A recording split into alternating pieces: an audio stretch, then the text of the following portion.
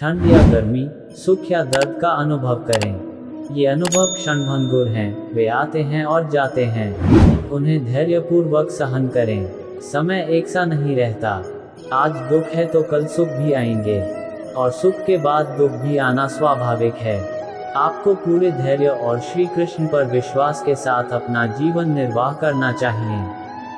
लोग अपने शरीर को सुंदर बनाने में लगे रहते हैं, पर आत्मा की सुंदरता शरीर की सुंदरता से कहीं ज्यादा महत्वपूर्ण है। शरीर तो नश्वर है, मिट्टी ही तो है, तो मिट्टी में ही मिल जाता है, पर आत्मा अमर है, इसलिए आत्मा की सुंदरता पर ध्यान दो।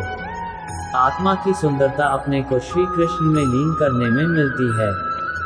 मेरे लिए न कोई घृणित है और न ही कोई प्रिय, न कोई निर्धन है और न ही कोई धनी, बस जो भक्ति भाव के साथ मुझे याद करते हैं मैं उनका हूँ और वो मेरे।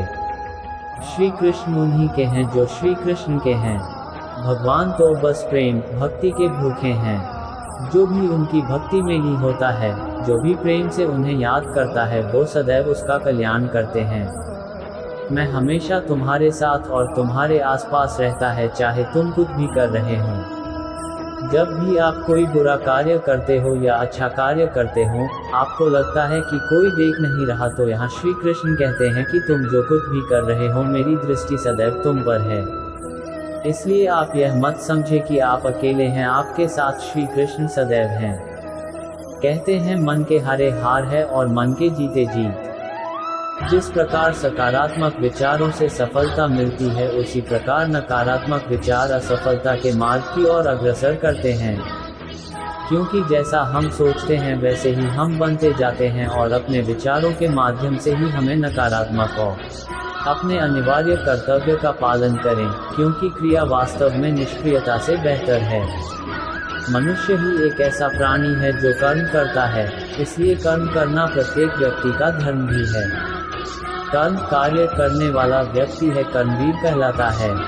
इसलिए कार्य करते रहना खाली बैठे रहने से हमेशा बेहतर होता है।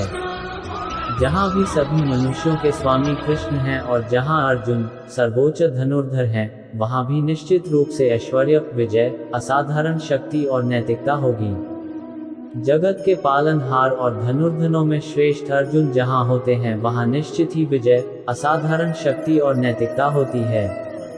कोई भी व्यक्ति जो अच्छा काम करता है, उसका कभी भी बुरा अंत नहीं होगा, चाहे यहाँ या आने वाले संसार में। जिनके मन और आत्मा में सामंजस्य है, जो इच्छा और क्रोध से मुक्त हैं, जो अपनी आत्मा को जानते हैं, उनके साथ ईश्वर की शांति है। पूर्ण लगन के साथ अपना कार्य करो, लेकिन उसके फल की इच्छा मत करो। क्योंकि जब आप फल की इच्छा करते हैं, तब कहीं न कहीं आप अपने कार्य में पूर्ण रूप से समर्पित नहीं हो पाते। गति के लिए चरणों पर ध्यान देना आवश्यक है, किंतु प्रगति के लिए सदैव आचरण पर ही ध्यान देना चाहिए। ऐसा कोई समय नहीं था जब मैं नहीं था, न आप, न ही इनमें से कोई राजा, न ही कोई भविष्य है जिसमें हम नहीं रहेंगे। जिस प्रकार इस शरीर में रहने वाला बचपन, युवावस्था और वृद्धावस्था से गुजरता है, उसी प्रकार मृत्यु के समय वह केवल दूसरे प्रकार के शरीर में प्रवेश करता है। बुद्धिमान इसके बहकावे में नहीं आते। कर्म मुझसे नहीं चिपके रहते, क्योंकि मैं उनके परिणामों से जुड़ा नहीं हूँ। जो लोग इसे समझते हैं और इसका अभ्यास करते हैं, वे स्वतंत्रता में रहते हैं।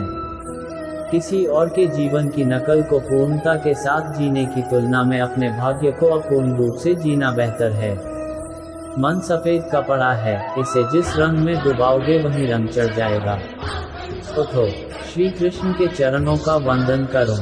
लज्जा और अभिमान छाड़ दो, मन को निर्विकल्प कर लो और वृत्ति को सावधान करके हरि चरणों का वंदन करो। जीवन में सुख ही सुख है, यदि हम आशाओं उम्मीदों का त्याग कर दें। जीवन में आधे दुख का कारण आशाएं बड़ी होना है। आपको अपना निर्धारित कर्तव्य करने का अधिकार है, लेकिन आप कर्म के फल के हकदार नहीं हैं। अपने कार्यों के परिणामों का कारण स्वयं को कभी न समझें और कभी भी अपने कर्तव्य को न करने के प्रति आसक्त न हो। हर किसी का जन्म किसी न किसी कारण से होता है, इसे पहचानो और बस कर्म करते रहो। कोई भी मनुष्य पूर्ण नहीं है, किसी न किसी में कोई न कोई कमी होती है और हर किसी में कोई न कोई अच्छाई होती है। इसलिए आपकी तुलना किसी से मत करो, बल्कि पूर्ण निष्ठा के साथ अपना कर्म करो। कर्मवीर मनुष्य ही अपनी पहचान बनाते हैं, जो कर्म नहीं करते वो विलुप्त हो जाते हैं। कर्म करते समय न तो कोई नुकसान होता है और न ही कोई परिणामी दोष, लेकिन इस निस्वार्थ क्रिया की थोड़ी सी भी प्रगति हमें महान भय से बचाती है। तुम्हारी पीड़ा के लिए मेरे पास एक उद्देश्य है, तुम्हारे संघर्ष का एक कारण है, और तुम्हारी सच्चाई का प्रतिफल है। मेरा विश्वास करो और हार मत मानो। कर्मयोगी अपने मन और बुद्धि की शुद्धि के लिए ही अपने शरीर, मन, बुद्धि और इंद्रियों के साथ आसक्ति रहित होकर कर्म करते हैं। पशुओं में मैं सिंह हूँ, पक्षियों के बीच चील गरुड़। मैं प्रहलाद हूँ, जो राक्षसों के बीच पैदा हुआ हूँ, और उन सभी उपायों में मैं समय हूँ।